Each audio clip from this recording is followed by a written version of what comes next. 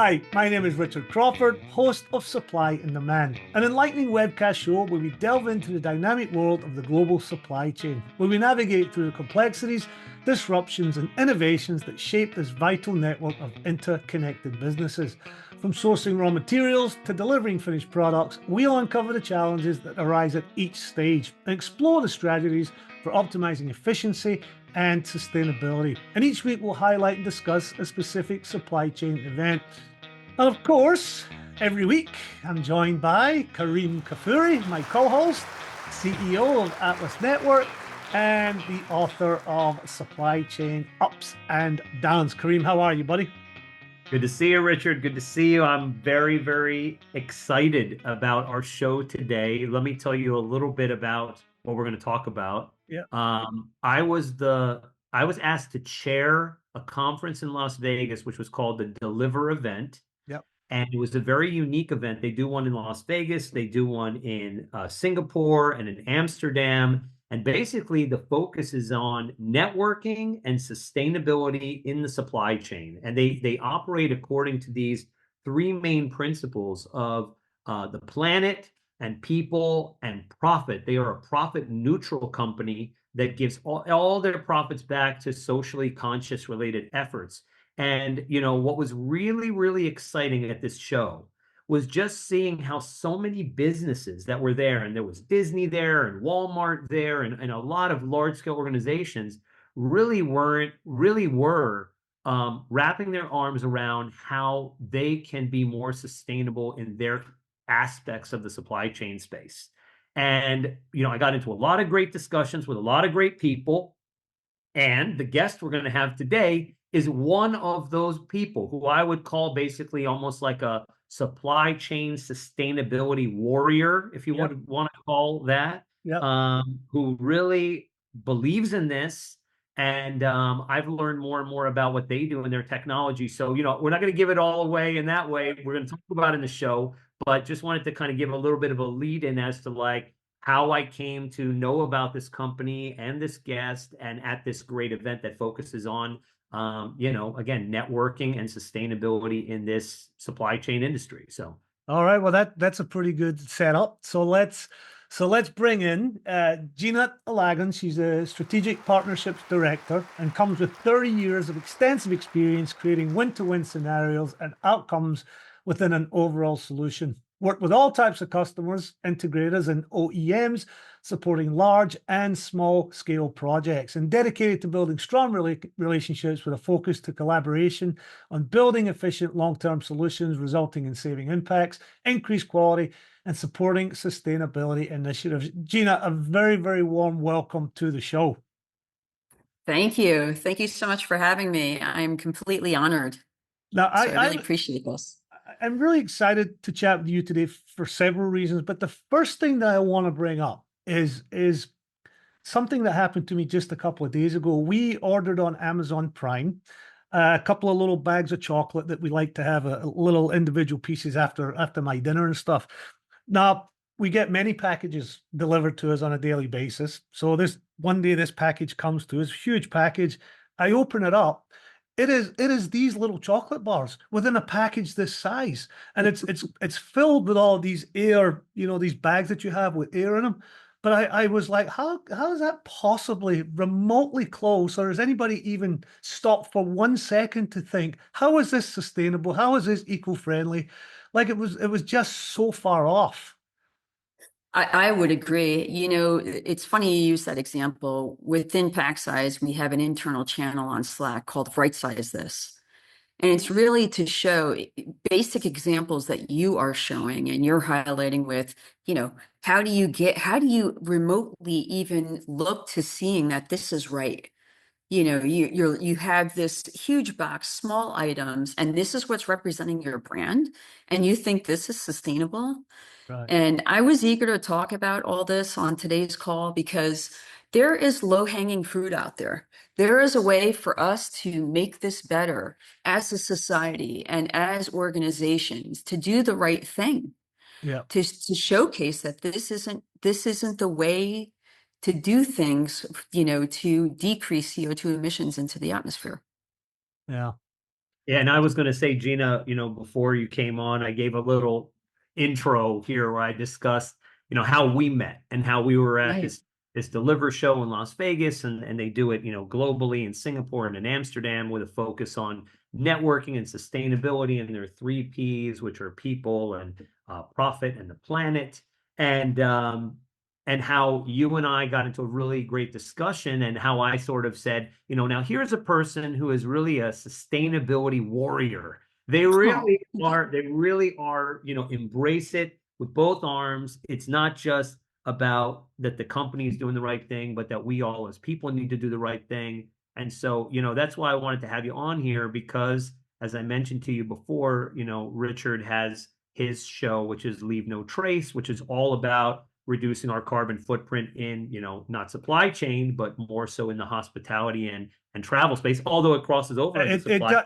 It does cross over the supply chain. As we found out when I did the Antarctica episode, we had supply chain logistic issues there, but all done all very sustainably. So it does definitely cross over. And so Gina I and I had a really good conversation, and I was just fascinated by what her organization is doing, which we're going to talk about obviously in our hot seat section. Right. But I just the how can I say, the incentive and the motivation behind it is what I find most compelling. So I wanted to say thank you for you taking that stance in this space, recognizing that there is a major gaping hole and that more organizations need to take a part in this. And we're really excited to just hear more. Oh, I appreciate that. I do want to give one tidbit on the sustainability piece. I think a lot of people in the past thought sustainability was just a buzzword. We got to fulfill this buzzword. Yeah.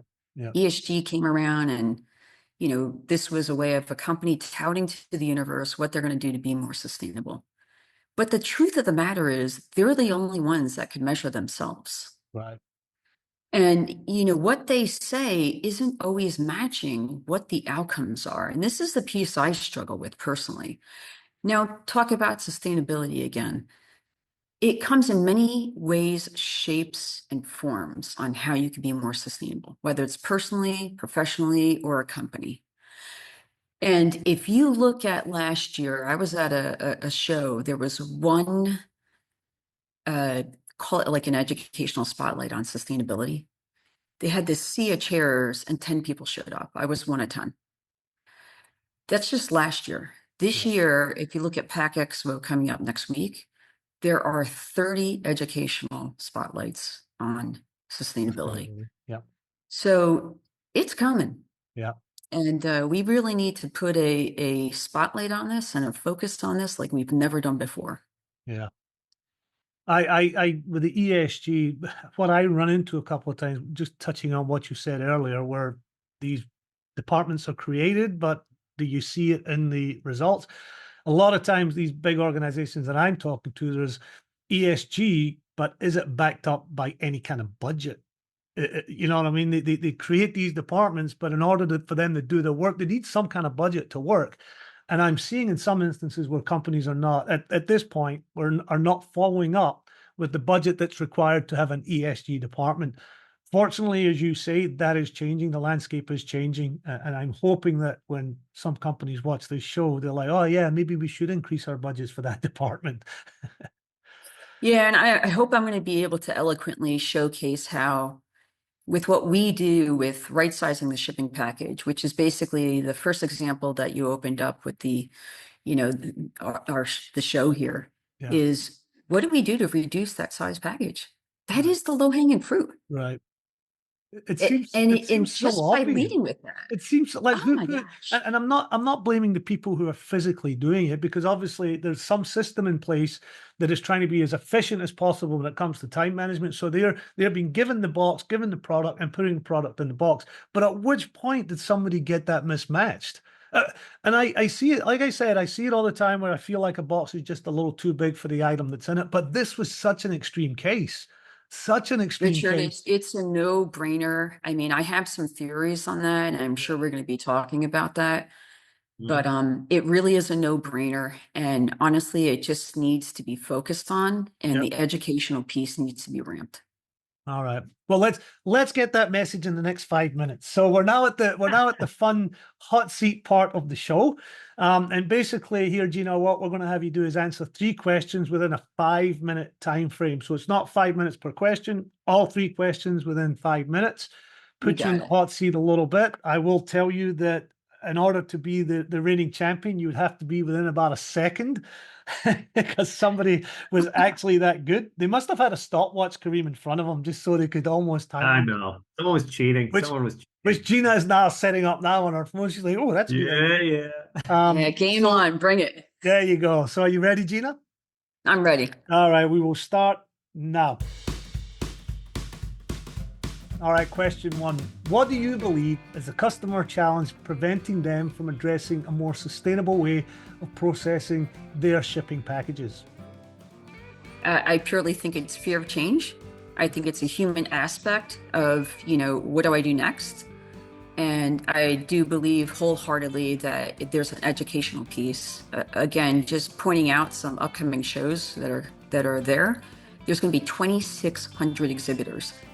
What do you remotely do when you enter if you're looking to do some automation? You're looking at this thinking, how, with what? And then the best question after that is not only if you've identified kind of how you want to do it, or you're going through a consultant or an integrator, now you're wondering who is the best customer to get you there short-term and long-term. So for me, those are the whys. And last but not least, I've also seen it where some organizations literally will feel like the weight is on their shoulder. If I make a mistake, am I going to have a job? Yeah.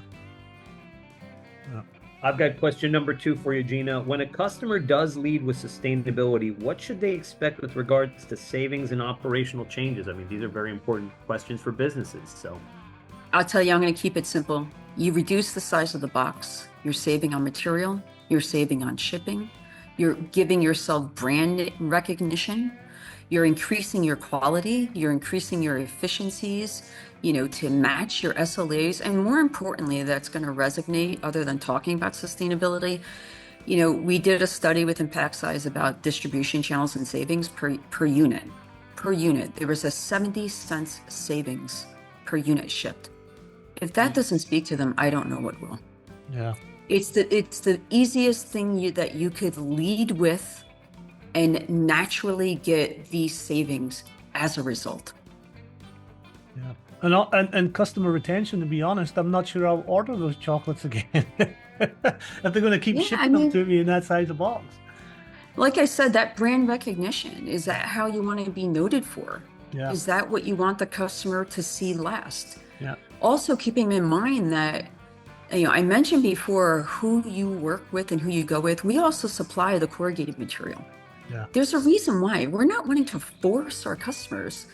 It's because the type of automation equipment that we have really is dependent on the substrate and how that substrate's going to perform. I always use the analogy, go ahead and put regular gas into your Ferrari and tell me how it performs. Yeah. Right. Yeah. It's the same thing for us. We want that equipment to run at its most optimal. Yeah. All right, question 3. What type of approach does Packsize take in order to help customers see the art of possible with your technology with right-sizing their shipping boxes? I'll be short and sweet with this. We take a very consultative approach. We utilize the customer's data to analyze how it can be in savings and how it will be. And then we showcase and visit that location to understand what solution it should be based on the data and based on the visit. We want to give them the biggest lift without making the most amount of change in a brownfield, and in a greenfield. We want to be very, very collaborative on how it can be, so that when it grows into the future, there's no scope creep changes, that it is there for the long term. You have quite a bit of time left if you want to add anything to that. I absolutely do. The one thing that I'm proud about with Packsize, and the reason why I left the company of 27 years to go to Packsize, was one, their company was based on the foundation of sustainability. Shout out to Laura and Hanko Kiesner. 22 years ago, they looked at this industry and said, we want to make a difference in this world. And what they have created is unbelievable. Packsize has the largest right-sizing automation in the world. We heavily invest in our R&D, and we have three other pieces of equipment coming out in 2025. And we are all proud sustainability champions, as Kareem mentioned earlier, that are really wanting to educate the industry to understand the art of the possible on how things can be when you right size, and really showcasing through analytics what those saving impacts are. Did I win? In true Packsize style, you've managed to do it under 5 minutes. You had a little bit of time to spare, not a lot, so very, very efficient. Well done. You got the right time for the right package. I appreciate it. You know, we have every type of, you know, equipment that fits our customers' needs. We truly do. I found this to be such a fascinating discussion because, you know, being in the supply chain industry for so long, you know, our goal has always been to just kind of get the products to the door of the client on time and basically in accordance with their specs and standards. And one of these low-hanging fruit areas, as you've mentioned, it is the packaging itself. And that comes with the quality of the material and running different technological solutions to figure out the best way to reduce size and the right shape and so on and so forth. All things that save customer money and assist the planet and really remove wastage or waste. And so, I mean, I think that this is an extremely important topic that needs to continue to be spoken about. I will probably be writing about something about this in an article, as I tend to write on some different tier one publications. And, you know, I'm hoping that we'll obviously see each other at some more events that are coming up too. But, you know, I was intrigued when we discussed this, and that's why we then had a chat. And I said, let's get you on the show because I think more and more people need to know about this. And Packsize is a leader in this space. So very happy that we chatted on this. I appreciate it. And I got to tell you, Kareem and Richard, it's folks like you that I really think are going to bullhorn this message with this low-hanging fruit to really catapult us to foster that change. I want to leave it with one last thought with the gross negligence that's there that needs to change pretty quickly. There was a 2024 publication that showed the sea of logos that support the distribution channel in the supply chain. There was not one logo in the sea of logos that had anything to do with right sizing. That's a problem. Yeah. That's a problem that we have to change. And my personal goal for my, 2024 was to bullhorn right sizing. I feel like I'm making a huge effort for stuff like this. And I look forward to helping as much as I can, on your podcast, on your articles, on anything that can help with that.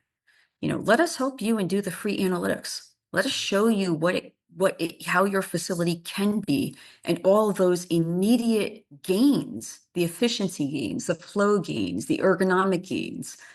The list goes on. So, we're proud to do what we do, and we're proud to say that we have the largest portfolio in the world. Well, thanks, Gina. And speaking of which, so how can people get a hold of you or get a hold of the company, website, LinkedIn, all of that kind of stuff? All of that. If they want to, personally reach out via email, it's just Gina.Ylagan, Ylagan @packsize.com. If they want to hit me up on LinkedIn, they certainly can.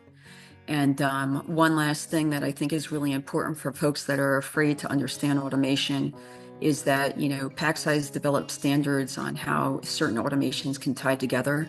We've already worked out everything. You want to automate with AMR, ASRS, you name it, we can do it. Cool. And Kareem, remind people how they can get a hold of you or how they can read your book. Sure. For more, global supply chain solutions, my website is theatlasnetwork.com. That's our company. For the book, it's supplychainupsanddowns.com. And for my thought leadership and philosophy, it's basically kareemkafoury.com or LinkedIn. Any of those platforms are where I am. And I don't usually do this, but seeing as today was all about sustainability, people can watch my TV show, Yes. Leave No Trace TV on Amazon Prime. And of course, thanks everyone for joining us here on the Supply and Demand Show. And don't forget to follow us and like us at the Supply and Demand Show on LinkedIn and YouTube. We'll see you next time.